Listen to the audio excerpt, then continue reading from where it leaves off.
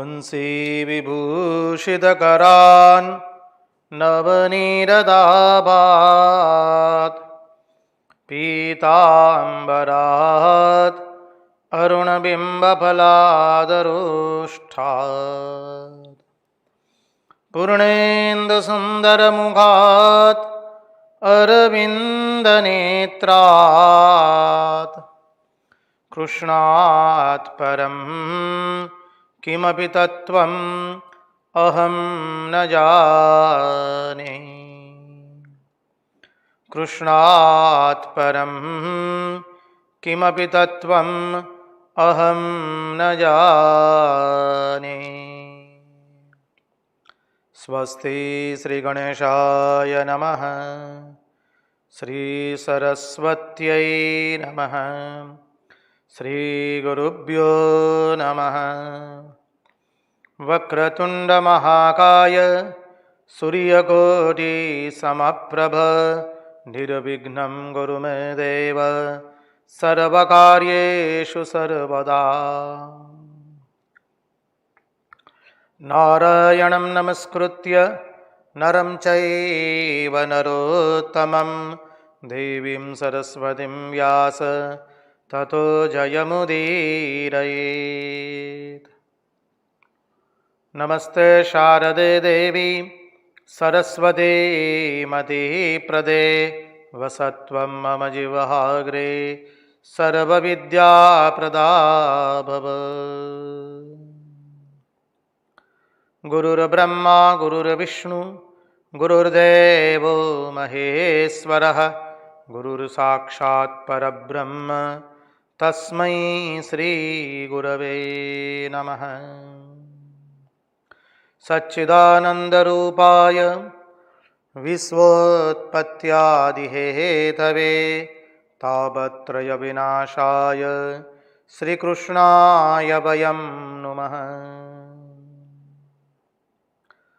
ॐ नमः परमहंसास्वादित चरणकमलचिन्मकरन्दाय भक्तजनमानसनिवासाय श्रीरामचन्द्राय विश्वसर्गविसर्गादि नवलक्षणलक्षितं श्रीकृष्णाख्यं वरं धाम जगद्धाम नमामि तत्।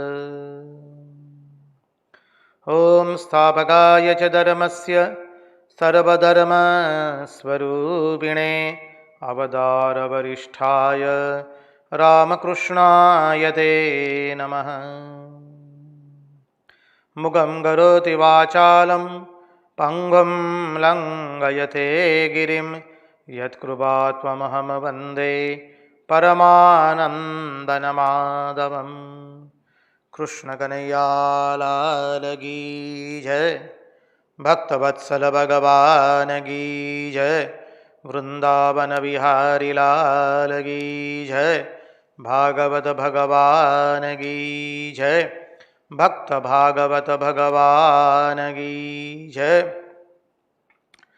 ओम नमो भगवते वासुदेवाय। नारायण नारायण नारायण नारायण। सर्वप्रथम हम पूज्यपाद स्वामी आदि बाबानंद जी महाराज जी के चरणों में सश्रद्धेय प्रणाम निवेदित करते हैं। तत्पश्चात रामकृष्ण आश्रम राजकोट के अध्यक्ष पूज्यपाद स्वामी निखिलेश्वरानंद जी महाराज जी के चरणों में सश्रद्धेय प्रणाम निवेदित करते हैं।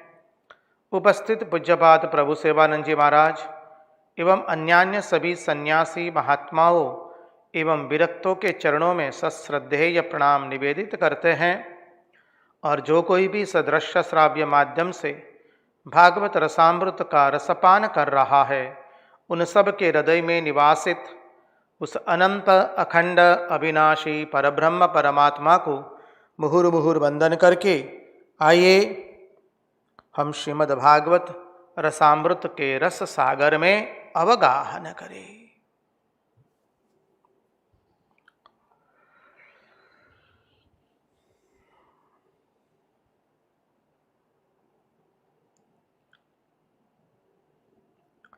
योऽन्तः प्रविश्य मम वाचमिमां प्रसुप्तां सञ्जीवयत्नखिलशक्तिधरस्वधाम्ना अन्यांश्च हस्तचरणश्रवणत्वगादीन् प्राणान्नमो भगवते पुरुषाय तुभ्यं। कृष्णाय वासुदेवाय हरये परमात्मने प्रणतक्लेशनाशाय गोविन्दाय नमो नमः। नारायण नारायण नारायण नारायण। आइए तो हम परमहंस शिरोमणि भगवान शुकदेव जी महाराज जी के चरणारविंदों का आश्रय लेकर के भागवत के एकादश स्कंद के पंचम अध्याय के अंतिम भाग का दर्शन करें।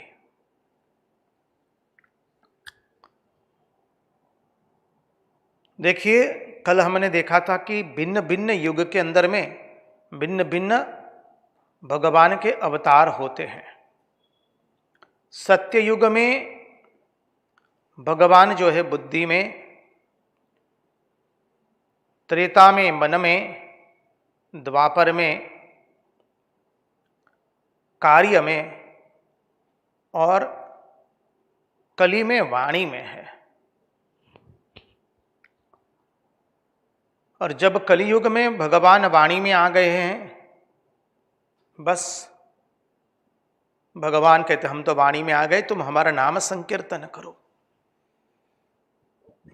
जितना कलिकाल के अंदर में हम भगवान के नामस्मरण करते रहेंगे, जप करते रहेंगे भगवान के नाम का, उतना ही हमें आनंद मिलेगा।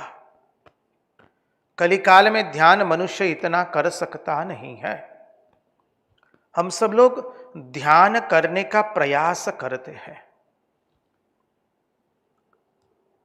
हम लोग जो जब भी करते हैं, महात्माओं की बात हम नहीं करते हैं, उच्च कोटि के साधकों और भक्तों की बात नहीं करते हैं।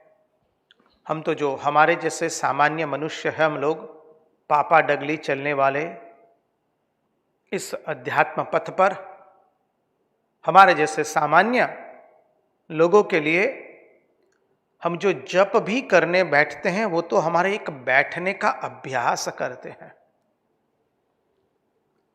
हम जप करते हैं तो हम ही जानते हैं क्या हो रहा है भीतर में। माला तो कर में फिरे, जिब फिरे मुख माही, मन वो तेरो 14 सभ में, वो तो सुमिरन नाही। हाथ में माला घूम रही है, माला तो कर में फिरे, जीभ फिरे मुख माही, जीवा मुख में घूम रही है।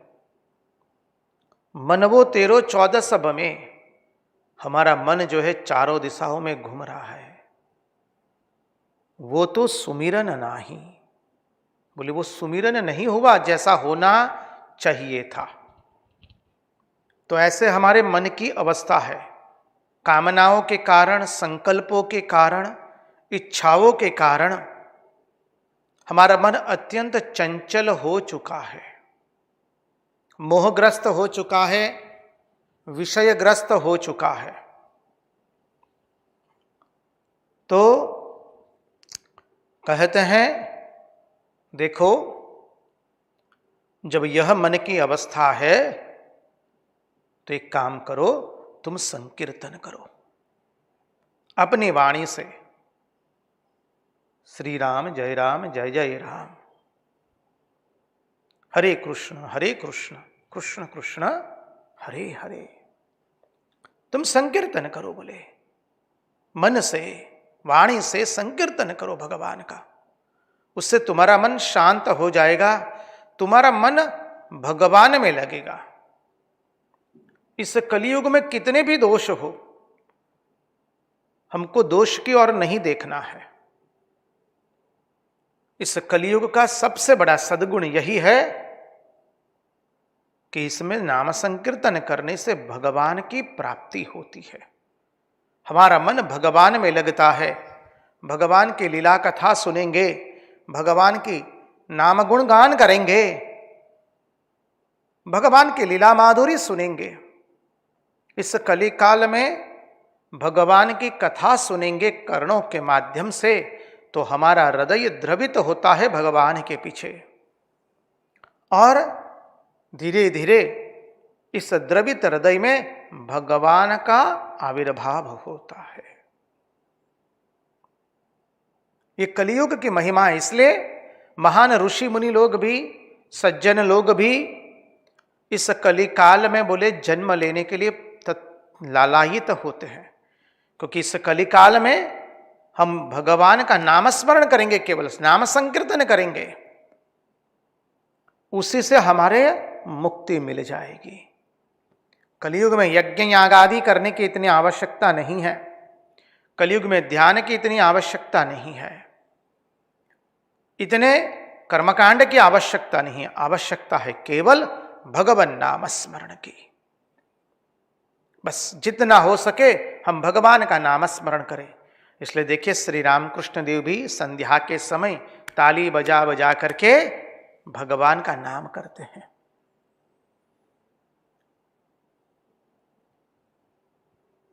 तोतापुरी उनकी ठट्ठा मस्करी करते हुए, व्यंग करते हुए कहते हैं, अरे ये रोटी काहे को थेप रहे हो। श्री रामकृष्ण देव मां की भजना कर रहे, ताली बजा बजा करके। समझिए, ये नाम संकीर्तन का महात्म्य है, ये कलियुग की विशेषता है। यहां हम केवल नाम संकीर्तन से इस भवसागर को पार कर जाएंगे। नाम संकीर्तन के आश्रय से भगवान के चरणों में हमें भगवद भक्ति प्राप्त होगी। आगे का श्लोक ले, न ययतः परमो लाभो देहिनां भ्राम्यतामिह यतो विन्देत परमां शांतिं नश्यति संस्रुतिः। न हयतः परमो लाभो देहिनां भ्राम्यतामिह यतो विन्देत परमां शांतिं नश्यति संस्रुतिः। जो जीव इस संसार सागर में भटक रहे हैं उनके लिए इससे बढ़कर के और कोई लाभ नहीं है। कौन सा लाभ? बोले भगवान नाम स्मरण करके भगवत प्राप्ति में करना। जितना हो सके नाम स्मरण करते जाइए।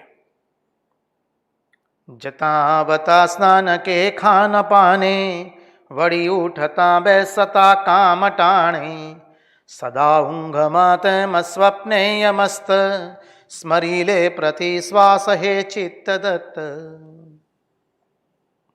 मड़े ते खई मिष्ट हो के कदन्न रहबू पड़ी वाड़ महले के असन्न भले चिथरा के रेशमी वस्त्र सूत स्मरीले प्रति श्वास हे चित्त दत्त।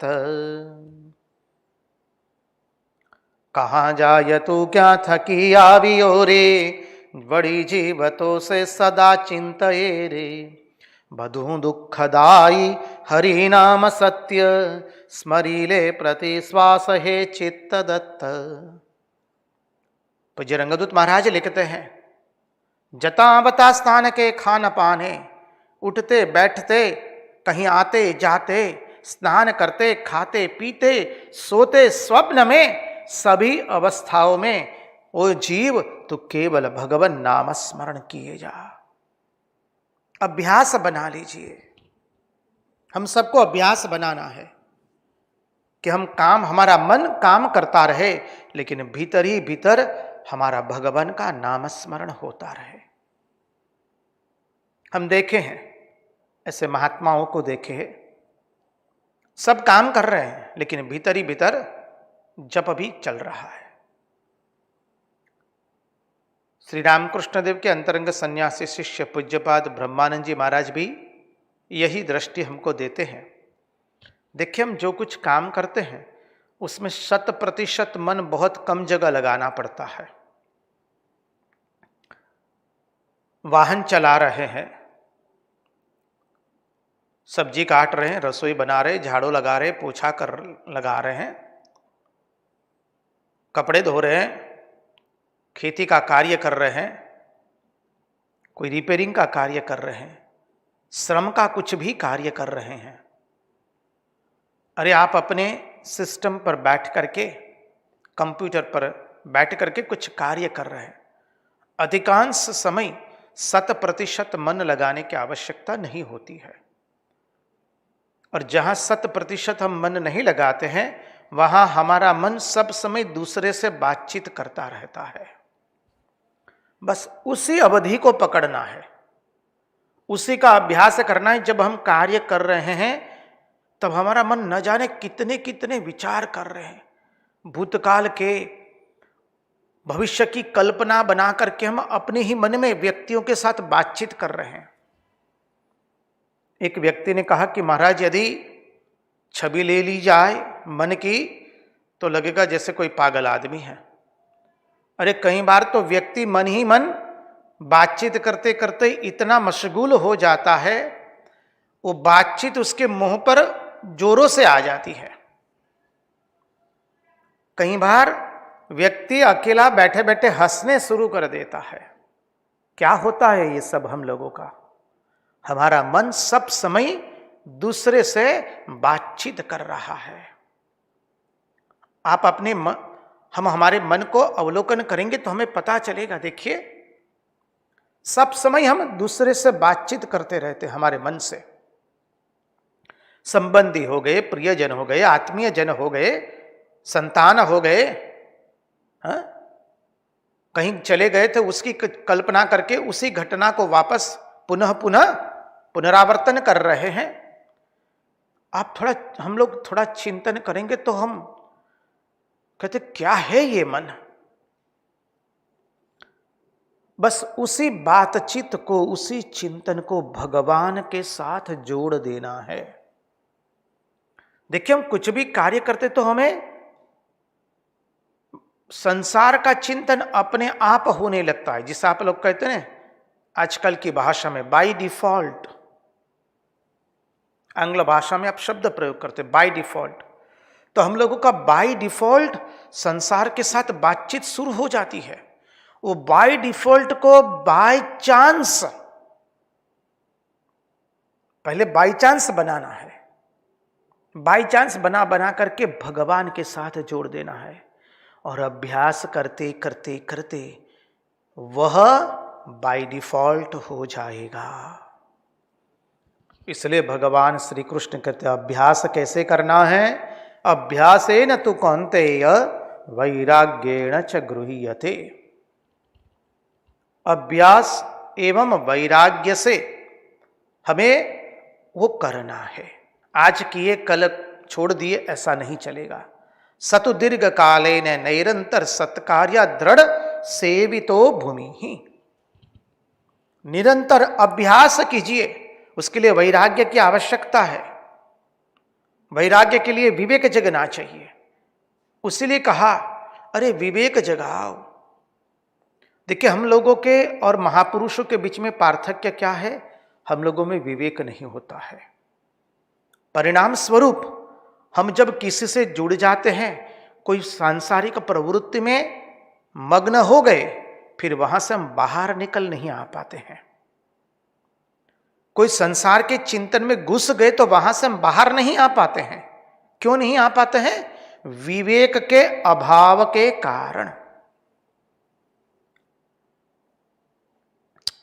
और ये विवेक कैसे बढ़े? श्री रामकृष्ण देव कहते हैं सब समय वस्तु विचार करना, ईश्वर ही सत्य, बाकी सब असत्य है। रुपये पैसे से क्या मिलेगा? रहने को घर मिलेगा, खाने को अन्न मिलेगा, पहनने को वस्त्र मिलेगा, लेकिन भगवान मिलने वाले नहीं हैं। तो रुपया पैसा हमारे जीवन का उद्देश्य हो सकता नहीं है।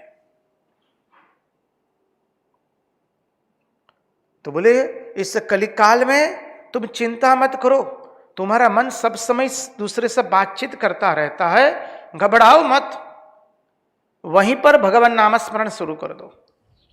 श्री राम जय जय राम, अयोध्या ना प्यारा राजा राम, दशरथ नंदन राजा राम, श्री राम जय जय राम। संकीर्तन करते करते काम करते जाइए। भोजन पका रहे, भजन करते करते भोजन पकाइए। थक जाते तो मनी मन भगवान नाम स्मरण कीजिए, मनी मन बातचीत शुरू कर दीजिए। यह अद्भुत उपाय बताया है महात्माओं ने। बोले करते करते क्या हो जाएगा, ऐसा अनुभव होगा कि हम सब समय भगवान के साथ हैं। हम सब समय भगवान के सानिध्य में है, उसका अनुभव होगा। तो कहते संकीर्तन से ही परमात्मा की प्राप्ति होती है। नाम संकीर्तनम यस्य सर्व पाप प्रणाशनम प्रणामो दुख समनस्तु।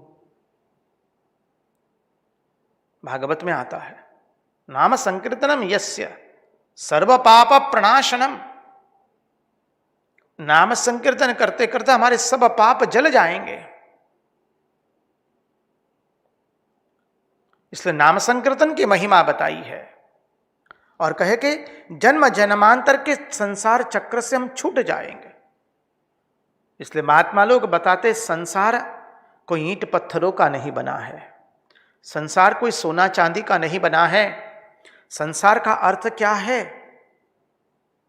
संसार का अर्थ है अपने में पापी और पुण्यात्मा पना आना, अपने में सुखी और दुखी पना आना, स्वयं के अंदर में यह भाव आना कि हम सुखी है दुखी है, हम पुण्यशाली हम पापात्मा है, और एक योनि से दूसरे योनि में भटकते रहना। इस बार भगवान की कृपा से मनुष्य जन्म मिला है, साधन भजन करे, ताकि नाम संकीर्तन करे, ताकि क्या हो, बोले इस भवसागर से पार हो जाए। तो कहते परिच्छिन्न होने के कारण हमें संसार की जो तलवार अपने ऊपर पड़ती है उसका नाम संसार है। हम परिच्छिन्न है, परिच्छिन्न है। यहां पर जो ए पीठा रखा है उससे परिच्छिन्न है, सामने भागवत भगवान की पुस्तक है उससे परिच्छिन्न है, भगवान का श्री विग्रह उससे परिच्छिन्न है, सामने कोई एक व्यक्ति बैठी उससे हम परिच्छिन्न हैं। तो जो परिच्छिन्न होने के कारण संसार की जो तलवार हमारे ऊपर गिरती है उसी का नाम संसार है। कौन सी तलवार गिरती है? सुख दुख की, राग द्वेष की, पाप और पुण्य की। जो भगवान नाम और भगवत प्राप्ति, भगवत लीला गुणानुवाद का संकीर्तन करने से इन सब दुखों से छुटकारा जिसको प्राप्त हो जाता है, सबसे मुक्त हो जाता है, दुख से परिच्छिन्नता से मुक्त हो जाता है, वो अपने ही इष्ट को सर्व के अंदर देखता है। बस तो क्या हो गया, जब अपरिच्छिन्नता प्राप्त हो गई तो आनंद से थई थई करके नृत्य करता है। इसलिए इस युग में हम लोगों के लिए नाम संकीर्तन ही सर्वश्रेष्ठ साधन है। हम लोग कोई बुरे युग में नहीं है, चिंता मत कीजिए, ऐसा मत सोचिए हम बुरे युग में आए हैं। अरे कलियुग का सबसे बड़ा एक विलक्षण जो फायदा है वो केवल यहां पर भगवान नाम संकीर्तन से ही प्राप्त होते हैं। श्रीमन्नारायण नारायण नारायण, श्रीमन्नारायण श्रीमन्नारायण, श्रीमन्नारायण नारायण नारायण।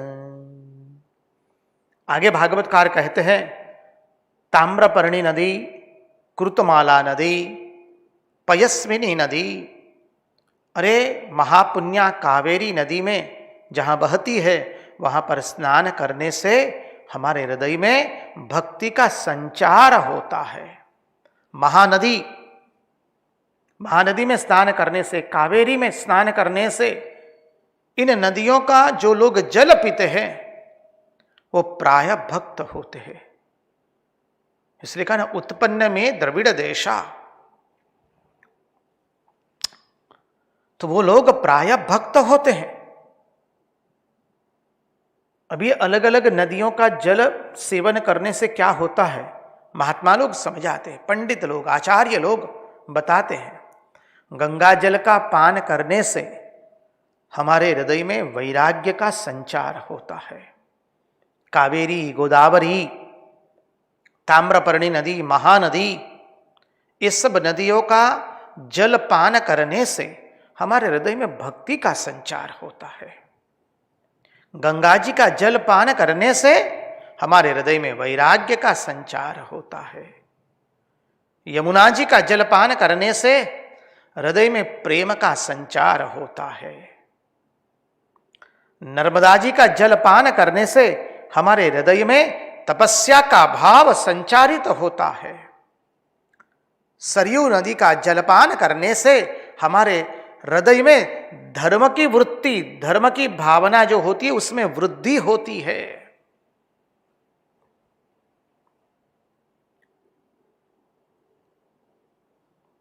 प्रत्येक नदियों का जलपान करने से क्या क्या महत्व है, वो अत्यंत महत्वपूर्ण है। तो कहते जो कर्तव्य से ऊपर उठकर भेद बुद्धि और कृत्य को छोड़ करके, भेद बुद्धि नहीं रही, अब अपरिच्छिन्न हो गए। कहा ने परिच्छिन्नता की तलवार लटक रही थी, तो परिच्छिन्नता की तलवार हमने काट दी, अब अपरिच्छिन्नता में आ गए, तो अब भेद बुद्धि नहीं रही। भक्त अभक्त, साधु असाधु, गृहस्थ सन्यासी, ज्ञान अज्ञान, उस भेद बुद्धि से हम परे चले गए। भेद बुद्धि कृत्य को छोड़ करके सर्वात्मना भाव से यदि हम जो भगवान की भजन करता है, जो भगवान की शरण में जाता है, उसके लिए भागवतकार कहते हैं उन लोगों के लिए ना देवता का ऋण है, न मातृपितृ ऋण है, ना ऋषियों का ऋण है, न भूत ऋण है, न ज्येष्ठ एवं कनिष्ठों का कोई ऋण है, न समाज का कोई ऋण है, न मातृपितृ ऋण है। वो किसी के कर्जदार नहीं है, क्योंकि वो अध्यात्म मार्ग में परमार्थ के यात्री बन करके सर्व के अंदर में वो सर्वात्मना भाव से सर्व की पूजा कर रहे हैं, भेद बुद्धि से परे उठ चुके हैं। अब उनके लिए वेद पढ़ने की कोई आवश्यकता नहीं है। अयम में हस्तो भगवान, अयम में भगवत्तरः, वो सब पाठ करने की कोई आवश्यकता नहीं है।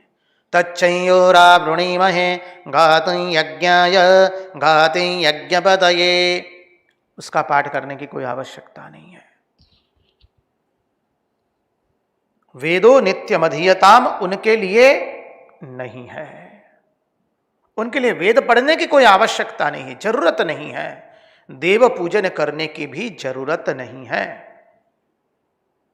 श्री रामकृष्ण देव कहते हैं ना, गृहस्थ की बहू जब अब उसके पेट में जब बच्चा होता है तो सासू मां उस मातृरूपा नारी के कार्य कम कर देती है, और जब बच्चा हो जाता है, प्रसव होकर के बच्चे का जन्म होता है, फिर वो मातृरूपा नारी केवल संतान को लेकर के रहती है।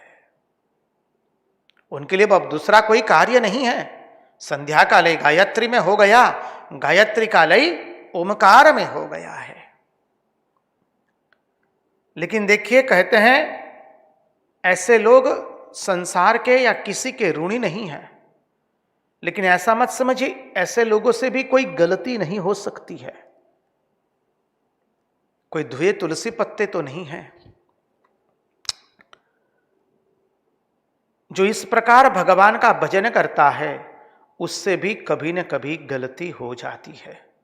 अनजाने में गलतियां सब में होती है, सबसे होती है।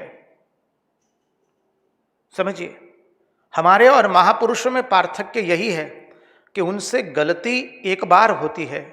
विवेकवान व्यक्ति से, वैराग्यवान व्यक्ति से एक ही बार गलती होती है, दूसरी बार गलती नहीं होती। वो गलती का पुनरावर्तन नहीं करते हैं। हमारे में क्या तकलीफ है, हम गलती तो कर लेते हैं और विवेक और वैराग्य का अभाव होने के कारण उस गलती को हम पुनः पुनः गलती का पुनरावर्तन करते रहते हैं। वो गलती हम दोहराते रहते हैं, पुनरावर्तित करते रहते हैं। तो कहते हैं कि भगवान के ऐसे लोगों से भी यदि गलती हो जाए तो क्या करना है, तो बोले भगवान के सामने बैठ करके अपने पापों को निवेदित कर दे, अपनी गलती को निवेदित कर दे, हृदय से पश्चाताप करे, उनसे क्षमा मांगनी चाहिए। और हर रोज जिस मात्रा में हम जप करते होंगे उससे 2 गुना मात्रा में जप करना है। जितना ध्यान करते होंगे उससे थोड़ा ज्यादा ध्यान करना है। हर रोज 2000 जप करते हैं तो उस दिन 4000 करना है। हर रोज 5000 करने तो उस दिन 10,000 करना है। भगवान से क्षमा मांगनी है। 1 घंटा ध्यान करते तो उस दिन 2 घंटा ध्यान करना है। देखिए, भक्त की गलती भक्ति से ही दूर होती है। वो कोई प्रायश्चित रूप कर्म करने से भक्त की गलती दूर होती नहीं है। सिद्धांत का हम सावधान होकर श्रवण करें। भक्त की गलती भक्ति से ही दूर होती है, प्रायश्चित से दूर होती नहीं है। इसलिए वैष्णव धर्म, शुद्ध भागवत धर्म का यह सिद्धांत है कि भक्ति से कर्म कलाप का संबंध ज्यादा नहीं है। भक्ति से कर्म कलाप का संबंध ज्यादा नहीं है। यदि हमसे कोई गलत कार्य हो गया है, कोई भूल हो गई है,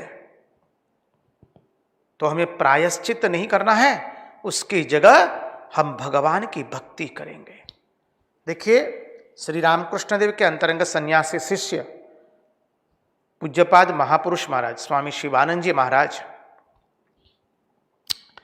उनसे एक उनके शिष्य ने चिट्ठी में लिखा है, कुछ कार्य इतने आ गए कि कार्यवश वो उस दिन जप करना भूल गए। तो बोले क्या करें महाराज? तो महापुरुष महाराज कहते हैं, आगंतुक थे, नई नई दीक्षाली थी। महापुरुष महाराज कहते हैं उसको कह दो दूसरे दिन 10,000 जप करे, उपवास करके, केवल मुड़ी खा करके, मानी उपवास में आप जो भी लेते हो फल इत्यादि, उपवास करके, अल्पाहार करके, अत्यंत अल्पाहार करके अपने प्रायश्चित दूर करे। अब देखिए, महापुरुष महाराज भी क्या पद्धति बताते हैं, जप करना भूल गए तो दूसरे दिन अधिक संख्या में जप करो, अधिक मात्रा में ध्यान करो, क्योंकि भक्त की गलती भक्ति से ही दूर होती है, ना कि कोई प्रायश्चित रूप कर्म करने से। और इसलिए कहा कि भक्ति का कर्म कलाप से इतना ज्यादा संबंध नहीं है। भक्ति का कर्म कलाप से इतना ज्यादा संबंध जोड़ना नहीं चाहिए, क्योंकि भगवान हृदय में आ जाते हैं। और जब भगवान हृदय में आते हैं तो क्या होता है, सब पापों को वो दूर कर देते हैं। जब भगवान हृदय में आ गए तो अब पाप नहीं रहे हृदय में, तो क्या हो गया, बस भक्त जो है वो पाप रहित हो गया है। नारद जी ने यह अद्भुत संदेश सुनाया। किसको सुनाया? वसुदेव देवकी को। क्या संवाद था, याद कीजिए, नव योगेश्वरों का संवाद। मिथिला नरेश, राजा निमि और नव योगेश्वरों के बीच में जो संवाद हुआ है, कवि हरि, अंतरिक्ष, प्रबुद्ध, पिपलायन, आविर्होत्र, द्रुमिल, चमस एवं करभाजन, तो ये नव योगेश्वरों का संवाद यहां पूर्ण होता है। नारद जी कहते हैं कि नव योगेश्वरों के पास से यह अद्भुत भगवत सत्संग सुन करके, भागवत धर्मों का वर्णन सुन करके निमि राजा बहुत प्रसन्न हुए। बाद में नव योगेश्वरों की पूजा की है। स्वस्ति न इंद्रो वृदस्रवाः, स्वस्ति नः पूगा विश्ववेदाः, स्वस्ति नस्तार्क्ष्यो अरिष्टनेमिः, स्वस्ति नो बृहस्पतिर्ददातु। महात्माओं की, ब्राह्मणों की पूजा करते हैं तब ये मंत्र गाते हैं। तो नव योगेश्वरों की श्रद्धा भक्ति पूर्वक पूजा की। तत्पश्चात नारद जी वसुदेव देवकी को संबोधित करते हैं और कहते कि भगवान श्री कृष्ण तुम्हारे बेटे बन गए हैं और तुमने उनको पुत्र स्नेह किया, फिर उन्हें हृदय में लगा करके अपने आप को आपने धन्य कर दिया है, पवित्र कर दिया है। स्वयं भगवान आपके बेटे बन करके पधारे हैं। आपने उनको हृदय से लगाया, पवित्र कर दिया अपने आप को। आप कितने भाग्यवान हैं। वैरेणम य नृपतय शिशुपाल पौंड्र शाल्यादयो गतिविलास विलोकनाद्यै ध्यायन्ताकृतधिया शयना सनादौ तत्साम्यमापुरनुरक्तधियां पुनः किम्। वैरेण यम नृपतयः शिशुपाल पौंड्र शाल्वादयो। देखिए, शिशुपाल, शाल्व, दंतवक्त्र आदि राजाओं ने तो वैर भाव करके, शत्रु भाव करके भगवान की भजना की थी। शिशुपाल, दंतवक्त्र, शाल्व इत्यादि ने। तो कहते भगवान श्री कृष्ण तो ऐसे हैं कि जिन्होंने उनसे वैर रख करके उनकी भजना की। इस वृत्ति को पाल करके जिसने भगवान के साथ दुश्मनावट की, उनकी वृत्ति भी श्री कृष्ण के साथ तदाकार हो गई और वे उनको प्राप्त हो गए। पूतना आई थी, सज धज करके वक्षस्थल पर विष लगा करके आई थी, विष पिलाने के लिए आई थी। सज धज करके दूध पिलाने के बहाने विष पिलाने आई थी। उस पुतना की भी क्या गति हुई। अहो बकीयम स्तनकालकूटम झीगांसयापाययप्यसाद्वी लेवे गतिं दातृ चिहितं दतोऽन्यं कं वा दयालुं शरणं व्रजेम, कं वा दयालुं शरणं व्रजेम। भगवान ने उसको भी अपनी पालक मां यशोदा को जो मुक्ति मिली है, प्राप्त हुई है, वही गति पूतना को भी दी है। ऐसे है हमारे भगवान श्री कृष्ण। तो नारद जी कहते कि आपने तो भगवान की कितनी भक्ति से पूजन किया है, भगवान को कितना प्रेम दिया है। यह तो इनका माया मनुष्य भाव है। आप श्री कृष्ण को अपना पुत्र मत समझना, वे साक्षात परमेश्वर है। एते चांस कलह पुंस कृष्णस्तु भगवान स्वयं इंद्रारी व्याकुलम लोकम मृडजंती युगे युगे। वे साक्षात परमेश्वर है, यश विस्तार के लिए आए हैं। समझिए। अब वसुदेव देवकी, महाभाग वसुदेव जी ने और महाभाग देवकी जी ने नारद जी को वंदन किया, उनकी पूजा की और उनका मोह दूर हो गया। अब देखिए, जब वसुदेव जी ने, याद कीजिए, कुरुक्षेत्र के तीर्थ में, कुरुक्षेत्र तीर्थ में जब सूर्य ग्रहण आया था, 10वें स्कंद में हमने उसका चिंतन किया था। कुरुक्षेत्र में जब सूर्य ग्रहण के समय देवताओं को वसुदेव जी ने प्रश्न पूछा था, ऋषियों को, सन्यासी महात्माओं को, कि ऐसा कौन सा उपाय है जिससे परमात्मा की प्राप्ति हो। तब सभी सन्यासी महात्माओं ने, ऋषियों ने आ हा कर दिया। अरे स्वयं भगवान जिनके पुत्र बन करके आए हैं, आज वो प्रश्न कर रहे हैं। यह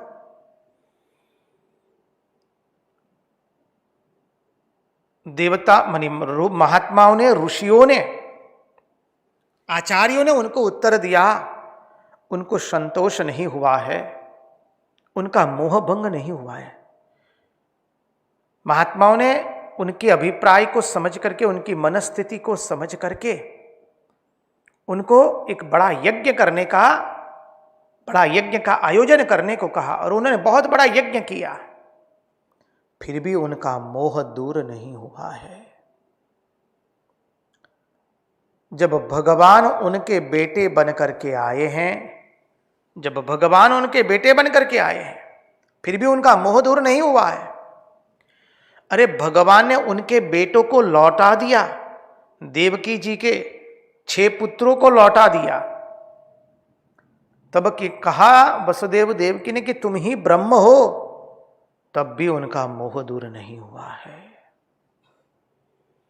महात्मा लोग समझाते हैं कि असल में भगवान से मोह दूर नहीं होता है, भगवान मोह दूर नहीं करते हैं। अरे बोले मोह दूर कौन करता है? वो तो केवल महात्मा लोग ही मोह दूर कर सकते हैं, क्योंकि भगवान महात्माओं की महिमा बढ़ाना चाहते हैं। भगवान चाहते तो महात्माओं के मुंह से कुरुक्षेत्र मैदान में ही एक अद्भुत उपदेश दे देते, लेकिन महात्माओं ने यह नहीं किया, क्योंकि भगवान नहीं चाहते थे। भगवान नहीं चाहते थे कि उनके कारण इनका मोह दूर हो जाए, वसुदेव देवकी का वो भी नहीं चाहते थे। भगवान तो चाहते थे कि मेरे महात्मा लोग जो निस्दिन मेरा गान करते रहते हैं, उनके द्वारा वसुदेव देवकी का मोह भंग हो। ये भगवान की लीला है। भगवान की लीला एक होती है, उसके अर्थ अनेक होते हैं। इसलिए कहा साधवो हृदयम मह्यम साधुनाम हृदयम त्वहम मदन्यते न जानन्ति नाहम तेभ्यो मनागपि। मैं साधुओं का हृदय हूं और मेरा हृदय साधु लोग है, वो मेरे सिवा और कुछ भी नहीं जानते हैं, मैं उनसे अभिन्न हूं। साधवो हृदयम मह्यम साधुनाम हृदयम त्वहम मदन्यते न जानन्ति नाहम तेभ्यो मनागपि। इसलिए भगवान ने जानबूझ करके नारद जी को भेजा द्वारिका के अंदर में, क्योंकि अब द्वारिका तो अभी डूबने वाली है। अब यादवों का संहार होने वाला है, यादवों का विनाश हो जाएगा, द्वारिका डूब जाने वाली है। उसके पहले महात्माओं को भेज करके, नारद जी को भेज करके भगवान श्री कृष्ण ने वसुदेव देवकी का मोह दूर करवाया। यही भगवान की भगवत्ता है कि वो अपने से अधिक अपने भक्त, अपने महात्माओं की महिमा बढ़ाते हैं। ये तो भगवान की महिमा है। जब महात्मा मिलते हैं तो सत्संग होता है, सत्संग जब मिलता है तब मोह दूर होता है। इसलिए कहा कर सत्संग अभी से प्यारे, नहीं तो आखिर रोना है। अंधकाल को कामन आबद, वृथा जगरिज वाना है। बड़े बड़े तो गए मिजासी, उनका कहाँ ठिकाना है। कर बहू से कुछ तैयारी, नहीं तो फिर पछताना है। पड़ा रहेगा महल खजाना, छोड़ त्रिया सुख जाना है। लगाप में आप ही गोता, रंग नैन का नैना है। कर सत्संग अभी से प्यार है, इसलिए सत्संग करना है। इसलिए भगवत पाद कहते हैं सत्संगत्वे निस्संगत्वम, निस्संगत्वे निर्मोहत्वम, निर्मोहत्वे निश्चल तत्वम, निश्चल तत्वे जीवन मुक्ति।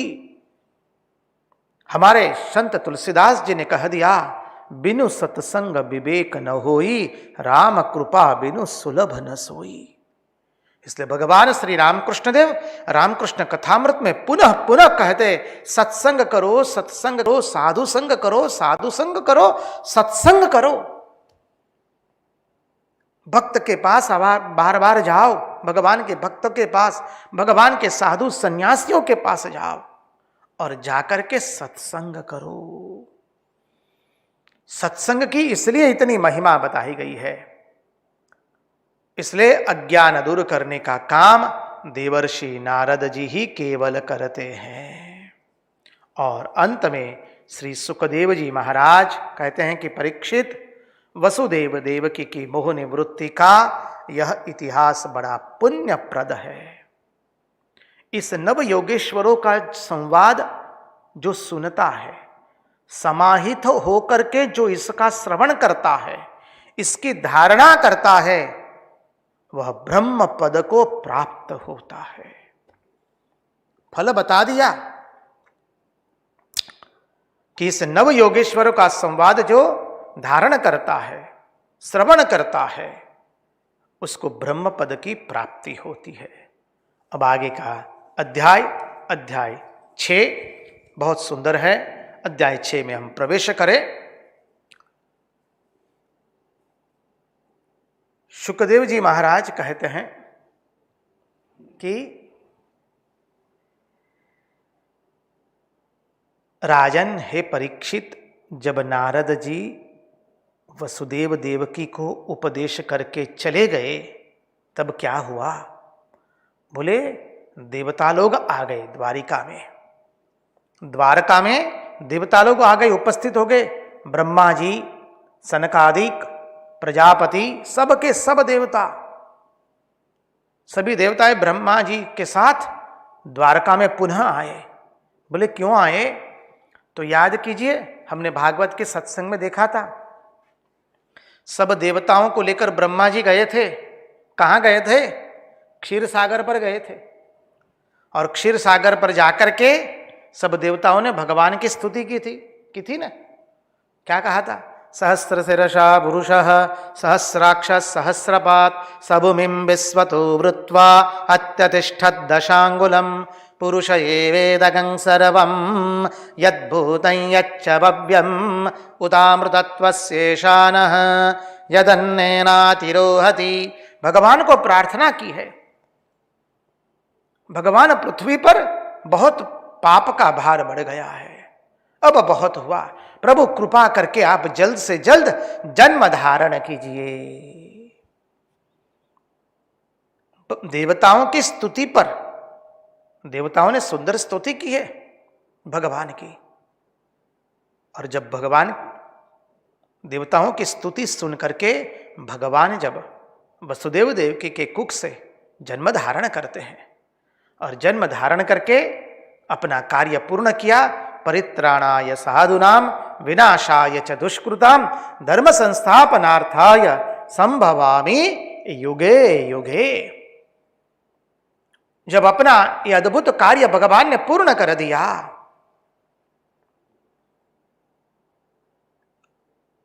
असुरों का विनाश कर दिया, भक्तों के हृदय में अद्भुत भक्ति प्रदान कर दी, आनंद प्रसारित कर दिया, साधु महात्माओं की रक्षा कर दी, गोपियों का अद्भुत आनंद प्रदान किया है, द्वारिकाधीश बन करके अद्भुत लीलाएं की है। कुरुक्षेत्र के रण मैदान में अर्जुन को अद्भुत गीता सुना दी है।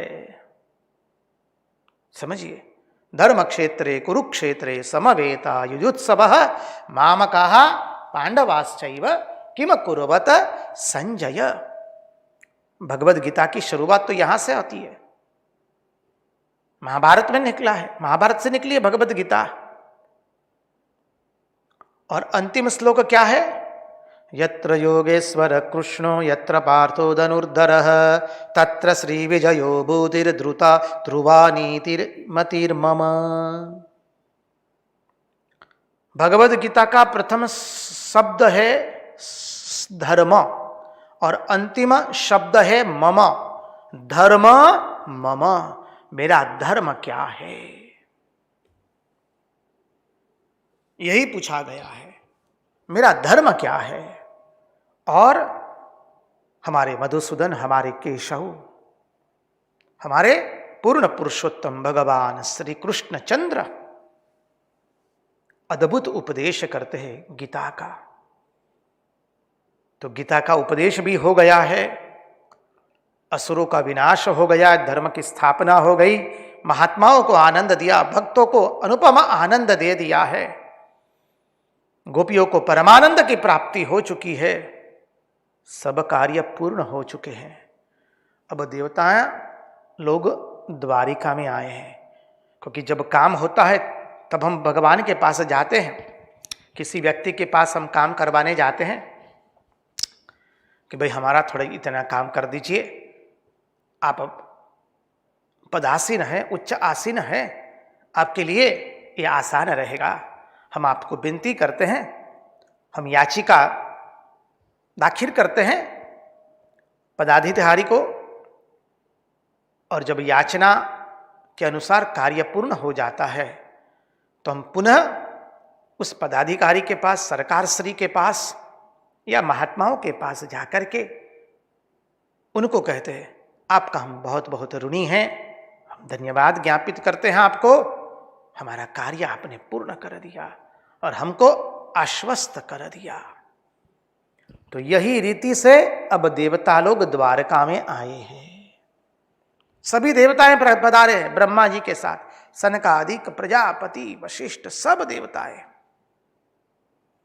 ऋषि लोग, सब लोग आए द्वारिका में और आकर के भगवान की स्तुति करते हैं। क्या स्तुति करते हैं वो हम एक भजन के बाद देखेंगे।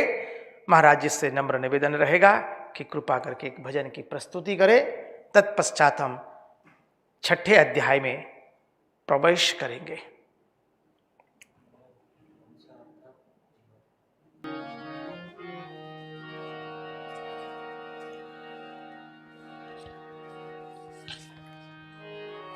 हंसा गए थे गुरुजी ना देश मां,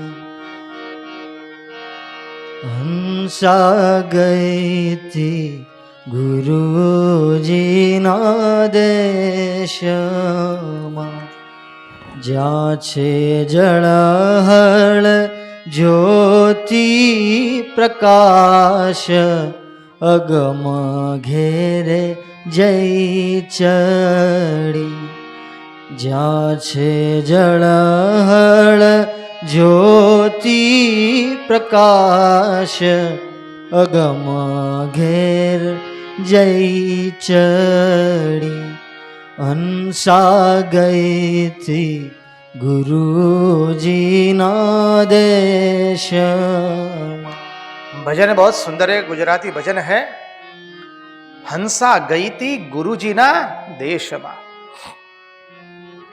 हंस अर्थात जीव, ये जीव भगवान के पास गया तो क्या है वहां पर निष्दिन ज्योति, प्रकाश, आनंद, सच्चिदानंद वहां पर विराजित है, उसका वर्णन हो रहा है।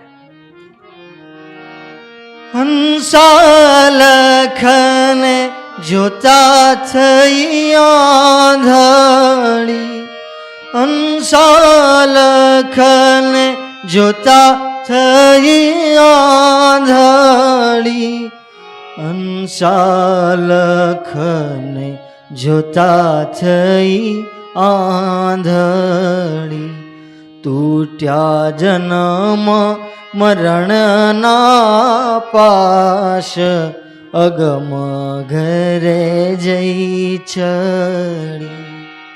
हंसा जब भगवान के पास गई, अगम घेर, अगम के घर गई तो क्या हुआ? अरे उसकी आंखें चली गई. कौन सी आंखें चली गई? अज्ञान रूपी नेत्र चले गए, मोह रूपी नेत्र चले गए. और क्या प्राप्त हुआ? उसको अलख की प्राप्ति हो गई, आनंद की प्राप्ति हुई. હંસા ગઈ थी ગુરુજીના દેશ.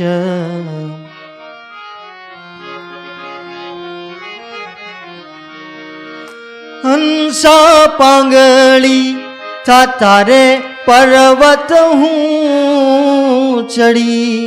हंसा પાંગળી था तारे पर्वत हूँ चढ़ी. हंसा પાંગળી था तारे पर्वत हूँ चढ़ी. बहरी था सुना ब्रह्मनाद अगम घेरे जई चढ़ी. कहते हैं भगवान का घर कहाँ है? अरे भगवान का घर तो तुर्य में है. तुर्य में स्थित, तुर्य स्थिति को प्राप्त करना है. और वो कहाँ है? ऊपर है. तो बोले हम पर्वत पर चढ़ करके गए, अर्थात ऊर्ध्व गमन किया. हमने निम्न इंद्रियों से अपने आप को, अपने मन को ऊपर उठाया, तब परमात्मा की प्राप्ति हुई. और जब प्राप्ति हुई तो उसका वर्णन दूसरी पंक्ति में करते हैं. क्या है? पुनः एक बार. हंसा પાંગળી था तारे पर्वत हूँ चढ़ी. बेरी था सुन्या ब्रह्मनाद अगम घेरे जई चढ़ी. और वहां जाकर हमने क्या सुना? ब्रह्मनाद श्रवण किया. ऐसा अद्भुत ब्रह्मनाद सुना ही दिया. जब भगवान के पास गए हमें ब्रह्मनाद की प्राप्ति हुई. हंसा गई थी गुरुजी ना देश मां.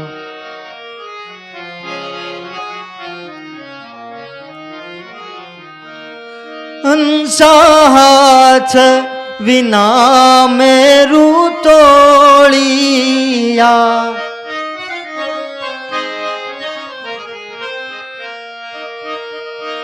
हंसा हाथ रे विना मेरू तोड़िया. हंसा हाथ रे विना मेरू तोड़िया. जीभ वीना चाख्या में तो स्वाद अगम घेरे जई चढ़ी. कहते हैं मैंने बिना हाथ पुष्प तोड़े हैं. अरे बिना जिह्वा वहां पर मुझे अधरामृत का पान हुआ है. वहां पर ये इंद्रियों वाला कार्य नहीं होता है जो श्री रामकृष्ण देव कहते हैं. साधना करते करते प्रेम का शरीर बनता है, प्रेम के नेत्र, प्रेम की इंद्रियां. हंसा गई थी गुरुजी ना देश. आज राग में लीजिए, बीजी पंक्ति ऊपर ना लेता मजा आवे. हंसा हूँ ने मारू ना हवन करा. हंसा हूँ ने मारू ना हवन करा. हंसा हूँ ने मारू नाम हवन करा. હવે થઈ રહી મારા હૈયા મહાશ અગમ ઘેરે જઈ ચડી. हम जब अगम के घर पहुंच गए तो क्या हुआ? मैं और मेरा उसका हमने होम कर दिया, जला दिया. और जला करके हम एक हो गए, परम पद की प्राप्ति हुई। हंसा गई थी गुरुजी ना देश में, हंसा गई थी गुरुजी ना देश में।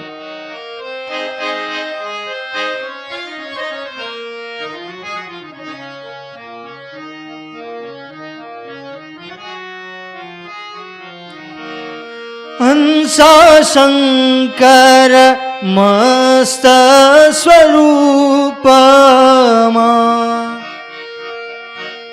हंसा शंकर मस्त स्वरूप मां, हंसा शंकर मस्त स्वरूप मां।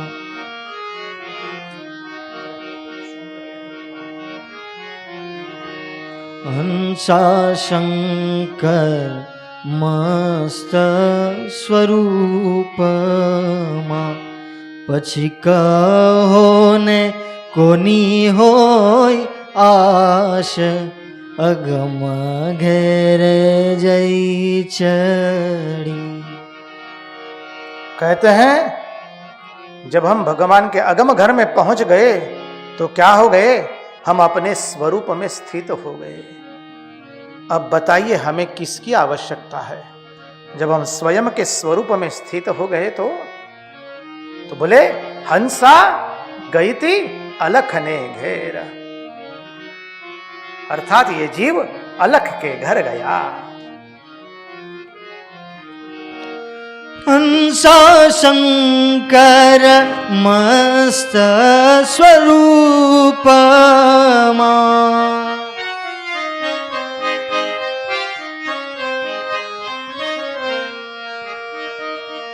हंसा शंकर मस्त स्वरूप मां,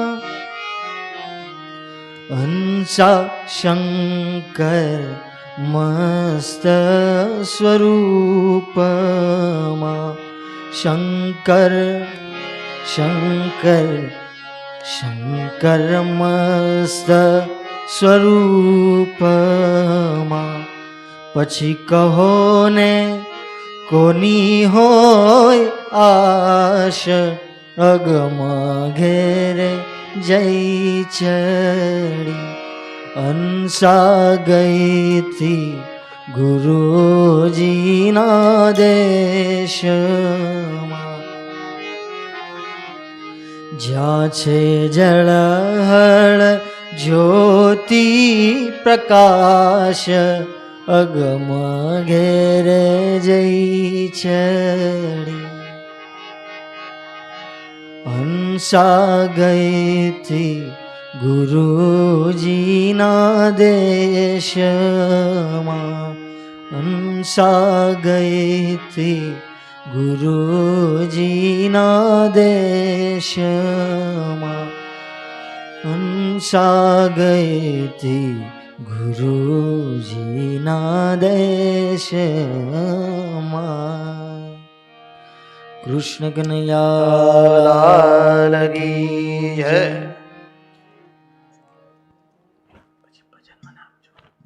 પછી ભજન મનાવજો।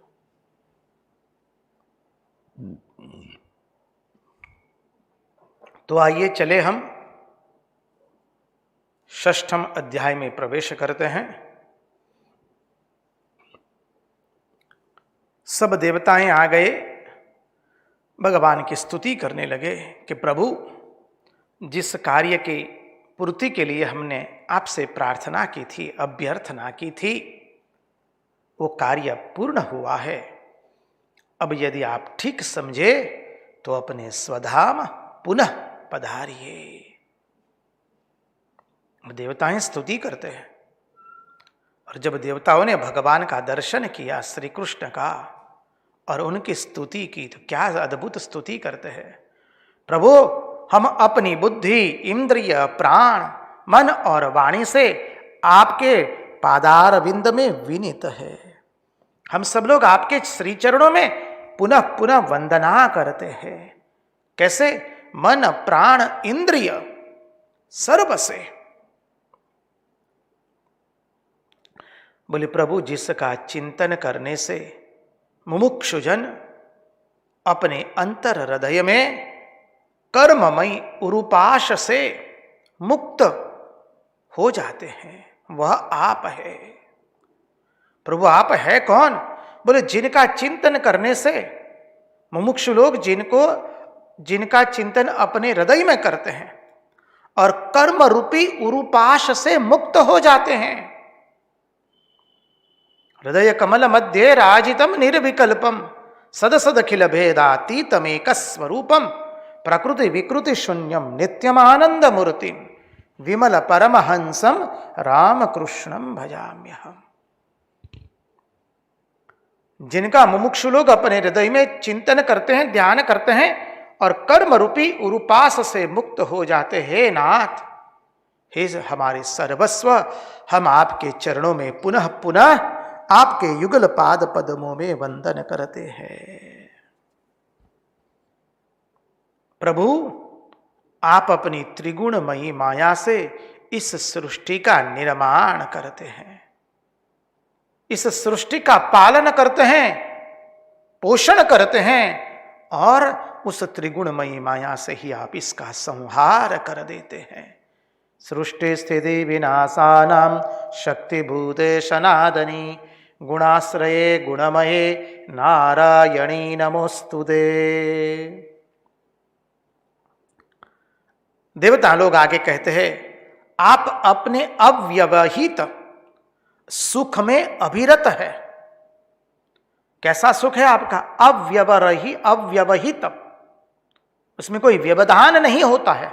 अव्यवहित सुख में अभिरत है और अनवद्य है। क्या सुंदर शब्द प्रयोग करके देवता लोग भगवान की स्तुति करते हैं। यदि आपके पास भागवत का मूल भागवत हो, गीता प्रेस के अनुवाद का आपकी भाषा में, गुजराती, मराठी, हिंदी, तेलुगु, कन्नड़ा, मलयालम, उड़िया, बंग भाषा, जो भी आपकी भाषा हो, यदि न आती हो अपनी मातृभाषा तो आंग्ल भाषा यदि आती है तो आंग्ल भाषा में भी अनुवाद है। चेन्नई मठ से प्रकाशित हुआ है श्रीमद् भागवत। हमारे पूज्यपाद तपस्यानंद जी महाराज, उन्होंने बहुत सुंदर अनुवाद किया है आंग्ल भाषा में। Language is very lucid. और गीता प्रेस से भी श्रीमद् भागवत का अंग्रेजी अनुवाद निकला है। दोनों अच्छे हैं। जो भाषा आपको रुचे उस भाषा में पढ़िए। क्या सुंदर स्तुति है भागवत में। देवता लोग कहते हैं, प्रभु जो दुराशय है, जिनके अभिप्राय में दुष्टता भरी हुई है, समझिए, जो दुराशय है, जिसका आशय ही बुरा है, जिसके अभिप्राय में दुष्टता भरी है, मुंह में तो मधु है लेकिन भीतर में दुष्टता भरी है। Those who play diplomatic role, with their nearer and dearer one also, शुद्ध भाषा में बोले तो, सरल भाषा से देखने का प्रयास करे तो, मन में एक है और बाहर में जो दूसरा दिखाता है, मुंह पर दूसरा है और क्रिया में तीसरा ही निकलता है। ऐसे लोग जिनके मन में दुष्टता भरी है, जिनका दुराशय है, ऐसे लोग चाहे कितना भी आप विद्या प्राप्त कर ले, वो कितने भी पंडित बन जाए, कितने भी शास्त्रों का अध्ययन कर ले और कितने भी विद्या अर्जित कर ले, कितना भी उनको वेदाज्ञान हो जाए, अध्ययन हो जाए उनको, कितनी भी वो तपस्या कर ले, कितनी भी क्रिया हो जाए, प्रभु समझिए, भगवान कहते हैं कितना भी कुछ भी हो जाए परंतु उनके हृदय की शुद्धि होती नहीं है। हृदय की शुद्धि पर कितना महत्व दिया गया है। इसलिए ठाकुर कहते मन मुख एक करने का। समझिए, हृदय की शुद्धि, हम यदि वेदाध्ययन न करें, तपस्या न करें, ज्ञानी न बने, लेकिन हृदय यदि हमारा पवित्र है तो भगवान तुरंत आएंगे। जिसका हृदय पवित्र है वही धन्य है। और सरलता और हृदय पवित्रता पिछले जन्म के अनेक तपस्या के परिणाम स्वरूप ही प्राप्त होती है, अन्यथा हृदय कुटिल मिलता है। फिर कहते श्रवण से, सुन सुन करके जब भगवान को भक्त लोग अपने हृदय में ले आते हैं, भगवान आपकी गुणानुकथा, आपकी लीला माधुरी सुन सुन करके जब भक्त आपको अपने हृदय में बैठा देते हैं, बैठाल देते हैं, हृदय में श्रद्धा का संग्रह किया जाता है, तब हृदय की शुद्धि होती है। अब हृदय की शुद्धि कैसे होती है वो भी बताया। अपने कर्णों से प्रविष्ट कर्णरंध्रेण स्वानाम भाव सरोरुहम धुनोति समलम कृष्ण सलीलस्य यथा शरथ। भगवान की कथा सुन सुन करके, हमारे कर्ण के माध्यम से जब भगवान की कथा हमारे हृदय में प्रवेश करती है तो हमारा हृदय पवित्र होता है। इसलिए कहा हरि अनंत, हरि कथा अनंता, बिनु सतसंग विवेक न होई, राम कृपा बिनु सुलभ न सोई। इसलिए महात्माओं का संग करना, इसलिए कहा गुरु गोविंद दोने खड़े, काके लागू पाए, बलिहारी गुरु आपकी, गोविंद दियो दिखाई। मुमुक्ष लोग जिनका अर्चन करते रहते हैं, भक्त लोग चतुर्व्यूह में जिनकी पूजा करते हैं, याज्ञिक लोग यज्ञ के अंदर में जिनके लिए हवन करते हैं, जिनके कारण याज्ञिक लोग यज्ञ करते हैं, और योगी लोग अणिमा आदि के रूप में जिनका चिंतन करते हैं। भगवान आप वह है।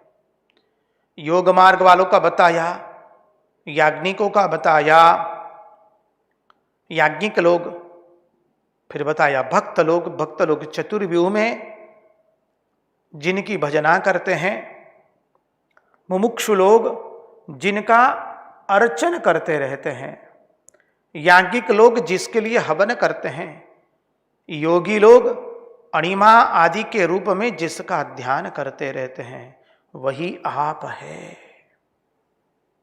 आप कौन है? वही परम तत्व है, वो प्रभु आप ही है। आप हम पर प्रसन्न हो, आप हम पर प्रसन्न हो। देवता हैं, कहते हैं प्रभु जब भक्त लोग आपको वरमाला पहना देते हैं। अब देखिए, स्तुति की भी एक परंपरा होती है। भगवान के श्रीअंग का वर्णन किया जाता है, भगवान के श्रृंगार का वर्णन किया जाता है, तो थोड़ा लचीलापन भी आता है उसमें। उस लचीलापन से भक्त लोग कहते हैं। अभी देवता लोग वही भाव यहां पर प्रदर्शित करते हैं। प्रभु जब भक्त लोग आपको वरमाला पहना देते हैं, वनमाला पहना दिया, भक्तों की भी महिमा प्रदर्शित हो रही है। यहां पर भगवान की अपनी महिमा प्रदर्शित हो रही है, और लचीलापन भी आ रहा है। कहते हैं कि प्रभु जब भक्त लोग आपको वनमाला पहना देते हैं, तब लक्ष्मी जी को यह ख्याल आता है कि जिसके वक्षस्थल और जिसकी छाती पर तो मैं हूं, उस पर यही वनमाला कहां से आ गई। अब लक्ष्मी जी चाहती है उस वनमाला को दूर कर देने का, लेकिन प्रभु आप दूर नहीं करते हैं, और वो वनमाला मुरझाती भी नहीं है। प्रभु वनमाला सदैव नित्य प्रस्फुटित रहती है, नित्य वो हरी भरी रहती है। वो वनमाला मुरझाती नहीं है, वह तो आपका स्पर्श प्राप्त करके नित्य हरी हरी रहती है। आप उसे लक्ष्मी जी के न चाहने पर भी उसको आप अपनी छाती से अलग नहीं करते हैं, आप अपने वक्षस्थल पर से उसे अलग नहीं करते प्रभु। क्यों? लक्ष्मी जी नाराज हो जाए तो कोई बात नहीं, आप नाराज कर देते हैं लक्ष्मी जी को। लक्ष्मी जी यदि नाराज हो जाती है तो हो जाने तो आप कहते हैं, उसको भले ही नाराज हो जाए, लेकिन आप सोचते हैं मेरे भक्त ने ये वनमाला दी है, भक्त की पहनाई हुई वनमाला है, मैं उसे कतई दूर नहीं करूंगा। वाह रे प्रभु वाह, आपकी क्या महिमा हो, क्या महिमा है। कृष्ण कन्हैया लाल की जय। भगवान लक्ष्मी जी को नाराज करने के लिए तैयार है। अरे नाराज कर देते हैं। प्रहलाद आख्यान में तो आता है, भगवान का विकराल स्वरूप देख करके कोई देवताओं की हिम्मत नहीं होती है भगवान के पास जाने की। देवताओं ने माता लक्ष्मी जी को भेजा है। लक्ष्मी जी भी जाती है, भगवान का विकराल स्वरूप देखती है, गर्जना करते करते नरसिंह स्वरूप धारण किया है। बोलो वराह लक्ष्मी नरसिंह स्वामी जी की जय। हमारे विशाखापट्टनम में तो लक्ष्मी नरसिंह स्वामी का सुंदर मंदिर है, सिंहाचलम में तीर्थ क्षेत्र है। उसी के कारण विशाखापट्टनम शहर जो है, नगर जो है, अद्भुत है। और भगवान का श्री विग्रह भी अद्भुत है वहां पर। तो लक्ष्मी जी को जब भेजा गया भगवान के पास, लक्ष्मी जी भगवान का स्वरूप देखती है, घबरा जाती है। उनको स्वयं को होता है क्या ये मेरे स्वामी हैं? लक्ष्मी जी की भी हिम्मत नहीं होती है अपने स्वामी के पास जाने की। ब्रह्मा जी बाद में प्रहलाद को कहते, प्रहलाद तुम ही जाओ, क्योंकि तुम्हारे कारण ही प्रभु इस स्वरूप धारण करके आए। और भक्त प्रहलाद जो है हाथ जोड़ करके भगवान के पास आकर स्तुति करते हैं। भगवान से रहा नहीं जाता है। भगवान प्रहलाद जी को अपनी गोद में ले लेते हैं। गले में अरे हिरण्यकश्यप की आते हैं, आंतों की माला है। पूरा शरीर जो है हिरण्यकश्यप के रक्त से हरा भरा भरा लाल लाल हो चुका है, रक्त वर्ण हो चुका है, मांस के लोचे पड़े हैं। भगवान क्रुद्ध होकर के गर्जना कर रहे हैं। जहां भगवान ने भक्त को दिखा, भगवान प्रहलाद जी को उठा लेते। ये प्रसंग सामान्य नहीं है, प्रहलाद चरित्र सामान्य नहीं है। इसलिए भक्तराज प्रहलाद, भक्तों में सर्वप्रथम प्रहलाद जी आते हैं। प्रहलाद नारद पराशर पुंडरिक व्यासांबरीश शुक शौनक भीष्मादि मदालभ्याम रुकमांगदार्जुन वशिष्ठ विभीषण आदि पुण्यान इमाम परमम भागवतम स्मरामि। आप सुबह उठ करके गाते हैं न गाते हो तो गाना शुरू कर दीजिएगा।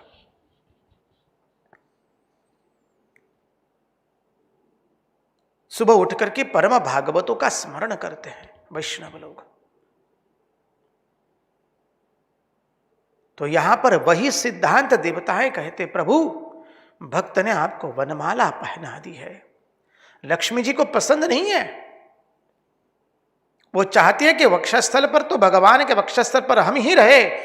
लक्ष्मी जी नाराज हो जाती तो आप लक्ष्मी जी को नाराज कर देते हैं। लेकिन आप अपने भक्त की माल्यार्पण जो किया है भक्त ने, उस माला को आप दूर नहीं करते हैं। महात्मा लोग समझाते हैं, जब भी भगवान को हम प्रेम से माला बनाते हैं भगवान के लिए और भगवान को माला अर्पण करते हैं, तब यह भाव रखिए कि हमारे नाथ, हमारे सर्वस्व, हमारे प्रियति प्रियतम भगवान इस माला को कभी अपने वक्षस्थल से दूर नहीं करते हैं। चाहे लक्ष्मी जी नाराज भी हो जाए तो लक्ष्मी जी को नाराज कर देते हैं भगवान, समझिए। लेकिन भक्त की दी हुई माला भगवान दूर नहीं करते। और वो माला हरी भरी रहती है। आप भक्त वत्सल है, भक्तन के काज जोगी वे सदर्यो राज, सी बलिहारी रे। भक्तों की प्रार्थना पर तो आपने अवतार धारण किया है। आपके चरण जो युगल पाद पद्म है वो हमारे हृदय में प्रतिष्ठित हो। आपके युगल पाद पद्म तो नौका है, संसार सागर को पार करने की नौका है। पग मने धोबाध्यो गुरु राय, रज तमारी चेतनवंती जीव शिव बनी जाए। प्रभु आपके युगल पाद पद्म तो संसार सागर पार करने की नौका है। हम आपके युगल पाद पद्म हमारे हृदय में धारण करते हैं और वे हमारे विषय वासना का विनाश कर देती है। इसलिए भगवान की पादुका का पूजन इतना महत्वपूर्ण है। भक्त लोग महात्मा की पादुकाओं की पूजन करते हैं, भगवान की पादुका की पूजन की जाती है। किस लिए? इसी के कारण। यह गंगा जी आपके कीर्ति का तीनों लोक में गान कर रही है, विस्तार कर रही है। मां गंगा जी तीनों लोक में आपकी कीर्ति का विस्तार कर रही है। ये काल आदि सब आपके अधीन है।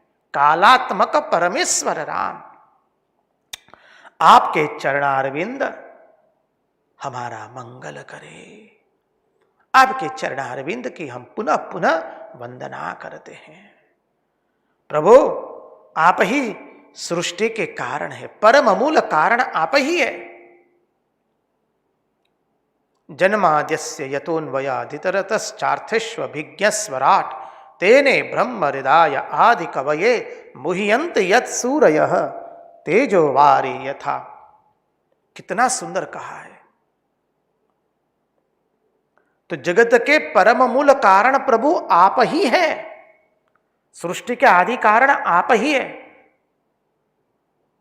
आदि नारायण अनंत शयना सच्चिदानंदा सत्य नारायण आत्मा रामा आनंद रमण अच्युत केशव हरि नारायण भवभय हरणा वंदित चरणा भवभय हरणा वंदित चरणा रघुकुल भूषण राजीव लोचन आदि नारायण अनंत शयना सच्चिदानंदा सत्य नारायण आत्मा रामा आनंद रमणा अच्युत केशव हरि नारायण।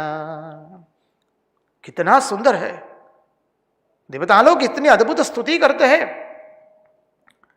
प्रभु आप ही इस सृष्टि के आदि कारण है, परम मूल कारण आप ही है। आपसे ही शक्ति प्राप्त होती है।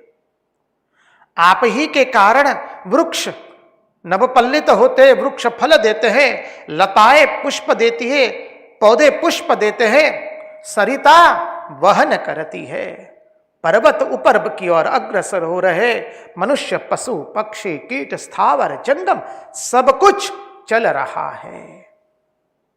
आप ही के कारण, आप ही के कारण, आप ही से सबको शक्ति प्राप्त करके पुरुष सारी सृष्टि का संचालन करता है। आप ही से शक्ति प्राप्त करके परम पुरुष सृष्टि का संचालन करता है। परम पुरुष से भी परे है।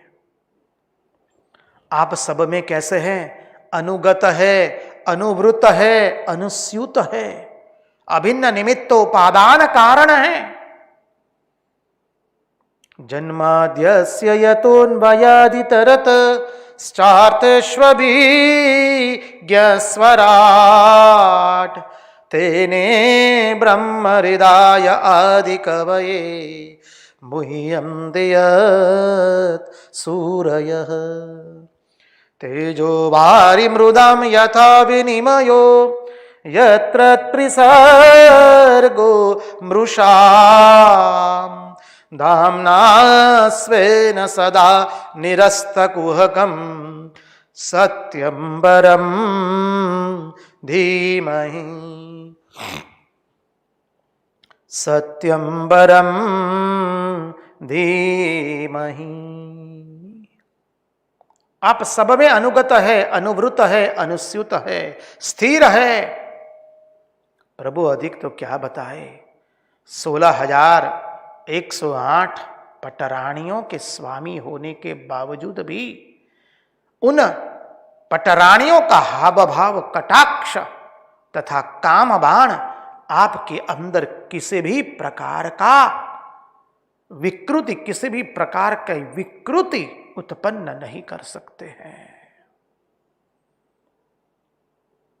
काम जिनके अधीन है, अरे जिनको देख के कामदेव लज्जित हो जाते हैं।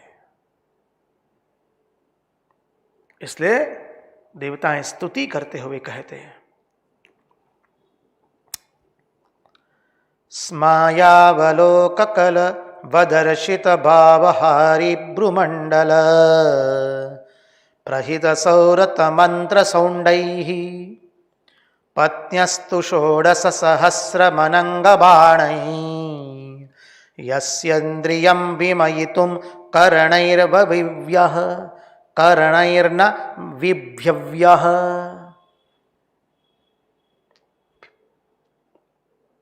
बहुत सुंदर कहा प्रभु।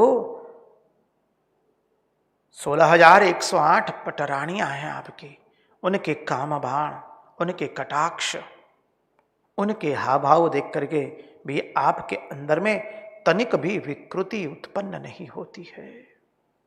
आप सब में अनुगत है। स्मायावलोकलवदर्शित भावहारी भ्रुमंडल प्रहित सौरत मंत्र शौंडैहि। प्रभु आपके कथामृत की जो नदी है, आपके कथामृत की नदी और आपके चरणारविंद की नदी गंगा जी, भगवान के श्री चरणों से मां गंगा जी प्रकट हुई है। तो कहते हैं आपके कथामृत की नदी, तब कथामृतम तप्त जीवनम कभी विरडितम कल्मशापहम। तो बोले आपके कथामृत की नदी और आपके चरणारविंद की नदी गंगा जी दोनों ही सारे पापों और तापों को नष्ट कर देती है, धो डालती है। पवित्र आत्मा लोग उन्हीं का स्पर्श करते हैं। इसलिए पास आ जाता था तो ठाकुर गंगा जी से वो जगह को साफ करवा देते थे। इस प्रकार अब स्तुति करने के बाद देवताएं चतुर भी तो है ना, देवताओं ने क्या किया, इस प्रकार स्तुति करके देवता लोग एक बुद्धिमानी की कि वे सब भगवान को प्रणाम करके आकाश में उड़कर स्थित हो गए। आकाश में उड़े और वहां भगवान के सामने खड़े हो गए। अब जमीन, अभी तक जमीन पर बोले, लेकिन अब उड़ गए आकाश में। आकाश में उड़ करके स्थित हो गए और भगवान के सामने खड़े हो गए। इसके बाद उन्होंने जो भगवान को प्रार्थना की है, वह प्रार्थना उन्होंने धरती पर बैठ करके नहीं की है। बोले क्यों नहीं की? भगवान को जो प्रार्थना करनी थी सब कुछ धरती पर ही बैठ करके कर लेते, अब आकाश में उड़ करके खड़े होने की क्या जरूरत है? बोले देवताओं को भय है कि अब जो वो बात बताने जाने वाले हैं, भगवान को कहने जाने वाले हैं, भगवान को अपने स्वधाम गमन करने के लिए प्रार्थना करने वाले हैं। और यह प्रार्थना यदि उन्होंने धरती पर खड़े होकर के भगवान को की और यदि किसी यदिवंशी ने यदि सुन लिया तो फिर हाहाकार मच जाएगा, बाथम बाथी हो जाएगी। तो देवता लोग क्या किए, चालाकी किए, आकाश में उड़ गए, अपने अपने स्थान पर खड़े हो गए और वहां से फिर भगवान की अब स्तुति कर रहे हैं। देवताओं का तात्पर्य स्पष्ट है कि ब्रह्मा आदि देवताओं ने सोचा कि यदि यही सभा में बैठ करके हम भगवान की स्तुति करेंगे, श्री कृष्ण को स्वधाम गमन करने के लिए प्रार्थना करेंगे और यदुवंशियों ने सुन लिया तो हमको पकड़ लेंगे, मारपीट शुरू कर देंगे, क्योंकि यदुवंशी बहुत बहुत शक्तिमान हो चुके हैं। इसलिए पहले जब वो आकाश में सुरक्षित हो गए, सुरक्षित स्थान पर पहुंच गए, तब उन्होंने अपनी अद्भुत शैली में भगवान की प्रार्थना की। और क्या प्रार्थना की? भगवान को कहते, प्रभु आप हमारी प्रार्थना पर पृथ्वी का भार उतारने के लिए आए थे, अब आपने धर्म का स्थापन कर दिया, आपकी कीर्ति का विस्तार हो गया। कलियुग में जो भी आपकी लीला कथा का श्रवण करेगा, आपके गुणगान का गान करेगा, वो जो आपके चरित्र को सुनेगा वो संसार सागर से पार हो जाएगा। याद रखिए, अभी कलियुग आ गया है। एक तरह से भगवान श्री कृष्ण है इसलिए कलियुग आया नहीं है, अब कलियुग की शुरुआत होने वाली है। द्वापर के अंत में कली के प्रथम सत्र में भगवान का अवतरण हुआ है। इसलिए देवता लोग यहां पर कहते हैं कि प्रभु इस कलिकाल के अंदर में, अब कलियुग के अंदर में जो भी आपके चरित्र का श्रवण करेगा, मनन करेगा, पठन करेगा, वो संसार सागर से पार हो जाएगा। अब देवता लोग कहते हैं, प्रभु आपको यहां आए हुए 125 वर्ष हो गए हैं। भगवान ने जब स्वधाम गमन किया है तब भगवान की वय है 125 वर्ष। भगवान की आयु जो है, फिर भी एक भी केश जो है भगवान का सफेद नहीं हुआ है, शरीर पर तनिक भी करचली नहीं हुई है, शरीर का भाव, शरीर का तेज, शरीर की कांति तनिक भी मुरझाई नहीं है।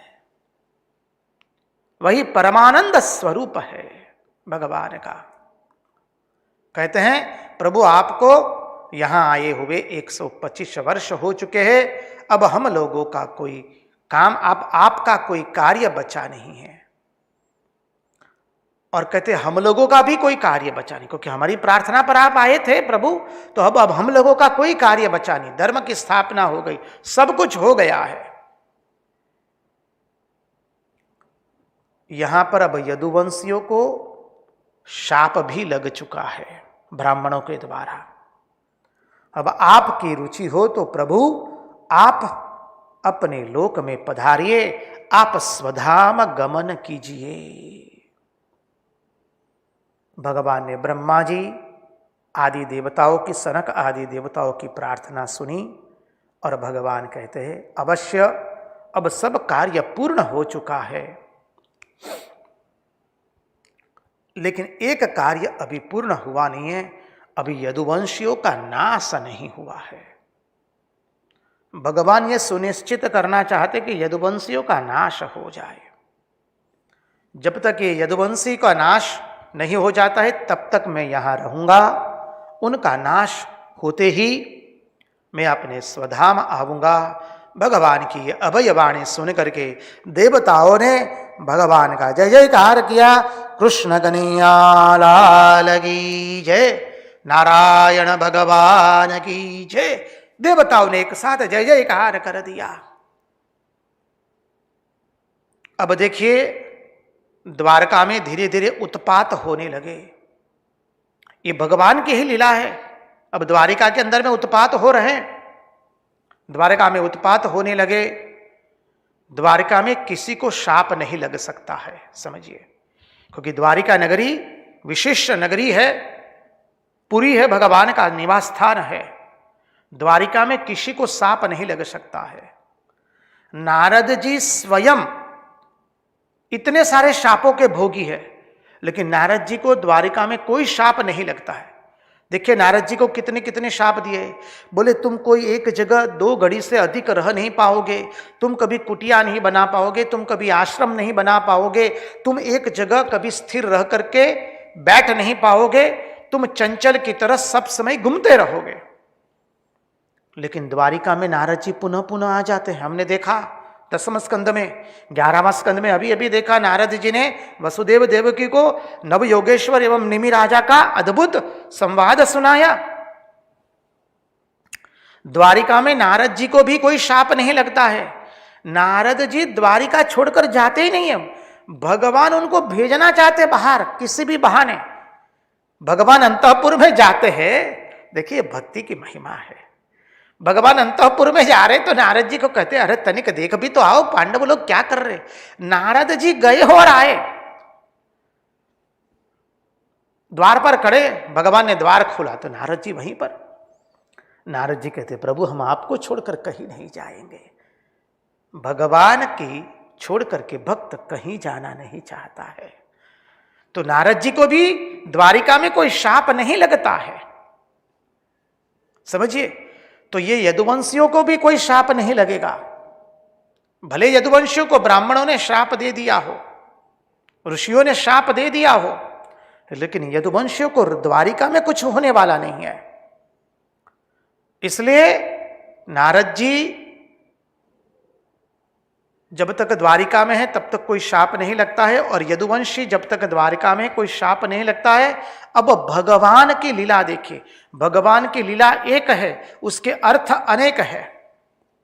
इसलिए जब द्वारिका में उत्पात मच गए तब भगवान ने सोचा कि अब यदुवंशियों को अब द्वारिका से बाहर निकालना पड़ेगा।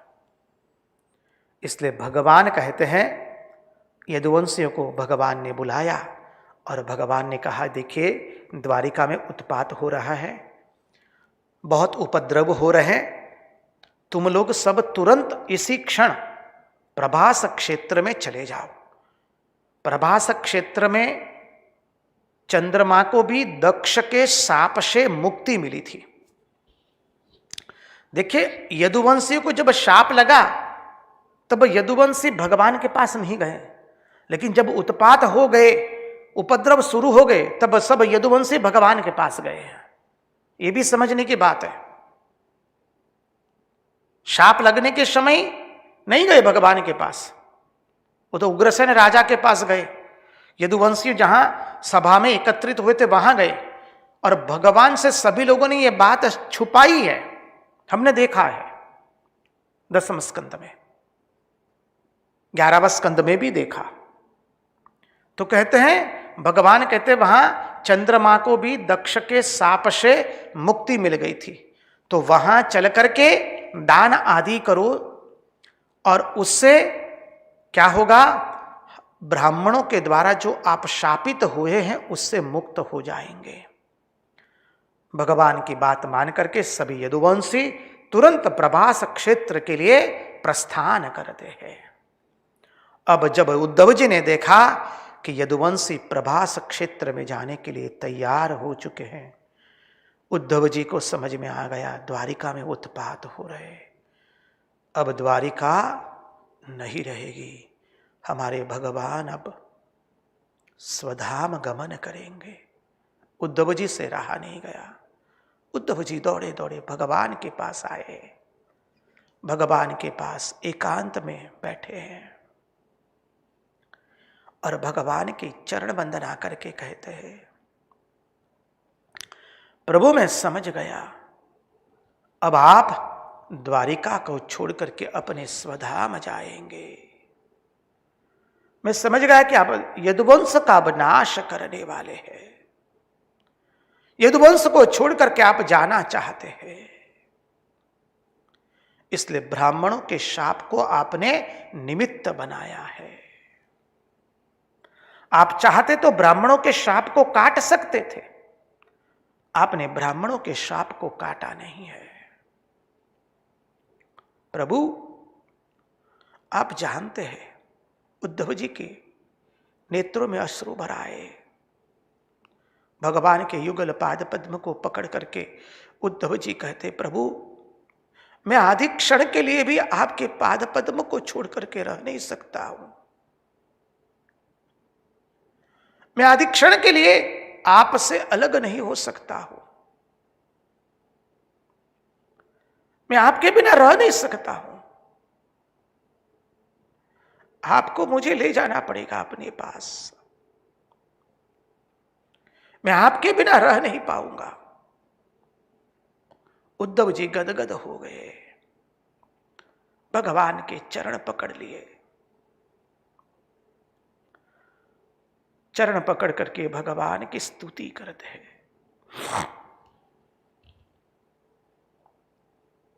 उद्धव जी का कितना प्रेम है।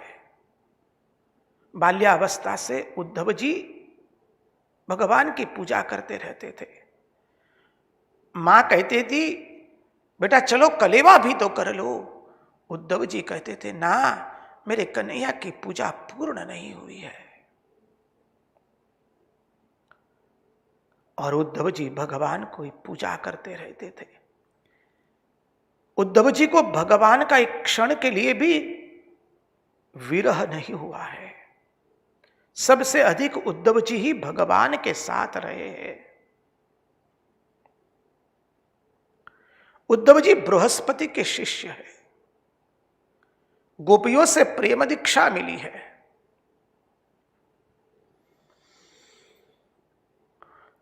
उद्धव जी कहते प्रभु आपका चरित्र सुन सुन करके मनुष्य के कर्ण पवित्र हो जाएंगे, कर्ण मंगल हो जाएंगे। हम आपके चरणारविंद छोड़ने के लिए तैयार नहीं है। मैं ये सोच नहीं सकता हूं कि मैं आपके बिना रह पाऊंगा। प्रभु मैं तो आपके साथ एक ही पलंग पर आपके साथ मैं सोया हूं। मैं एक आसन पर आपके पास बैठा हूं। हम एक साथ घूमे हैं। मैंने आपके युगल पाद पद्मों की वंदना की है। मैंने आपको एक क्षण के लिए भूला नहीं हूं। एक निमिष के लिए भी मैंने आपका विस्मरण नहीं किया है। मैं आपके बिना रह नहीं पाऊंगा। हम एक साथ घूमे, एक साथ हमने स्नान किया है, एक साथ हमने भोजन किया है, एक साथ पलंग पर हम सो गए हैं। अब मैं आपको छोड़ करके कैसे रह सकता हूं? उद्धव जी रोते रोते भगवान की प्रार्थना करते हैं और कहते हैं प्रभु मैं आपके उतरे हुए वस्त्र पहनता हूं, आपकी प्रसादी ग्रहण करता हूं। आप नहीं होंगे तो मैं क्या करूंगा? मैं आपको छोड़ नहीं सकता हूं। आपकी प्रसादी में ग्रहण करता हूं, आपका उच्छिष्ट में खाता हूं, आपके पहने हुए वस्त्र में पहनता हूं। प्रभु मैं आपके बिना एक निमिष भी रह नहीं सकता हूं। उद्धव जी कहते हैं यद्यपि मैं जानता हूं कि आपकी माया पर विजय प्राप्त करना अत्यंत कठिन है, लेकिन फिर भी आपकी कृपा से बड़े बड़े सन्यासियों को, महात्माओं को जो स्थिति प्राप्त हुई है, हे नाथ मैं आपके अनुग्रह से उस स्थिति को प्राप्त किया है मैंने। अब मैं आपके बिना रह नहीं पाऊंगा। आप मुझे अपने साथ ले चलिए।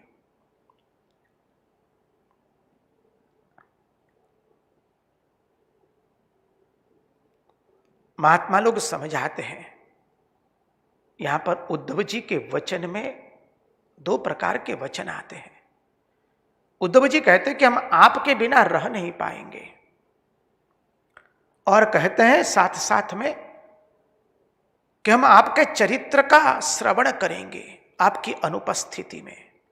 ये भाव उद्धव जी में भगवान ने क्यों उत्पन्न किया? भगवान की लीला एक है, उसके अर्थ अनेक है।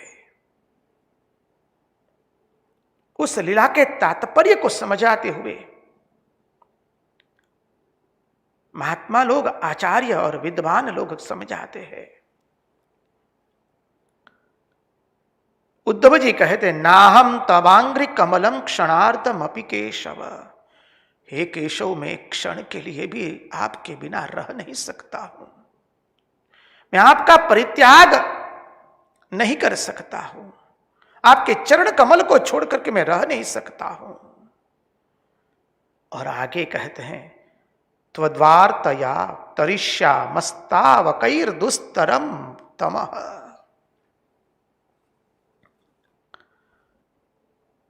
भगवान, मैं आपकी कथा वार्ता करूंगा और उससे आपके वियोग के दुख को दूर करूंगा। आपका कीर्तन, आपका भजन, आपका नामस्मरण करता रहूंगा। और गत्युत्स्मित क्षेण क्ष्वे विल, गत्युत्स्मित क्षण क्ष्वे विल, इससे भगवान समझ गए कि उद्धव जी मेरे साथ आना नहीं चाहते हैं, उद्धव जी यहां रहना चाहते हैं। इसके बाद में भगवान ने उद्धव जी को उत्तर देना प्रारंभ किया है। वो 7वें अध्याय में आता है। यहां से उद्धव गीता की शुरुआत होती है। अवधूतोपाख्यान आता है प्रथम, उसका चिंतन हम कल करेंगे। कल ये भी चिंतन करेंगे कि भगवान ने उद्धव जी से क्यों ये बुलवाया। उद्धव जी तो भगवान को छोड़कर एक क्षण नहीं रह सकते हैं। भगवान की लीला अनंत है, भगवान के कार्य अनंत है।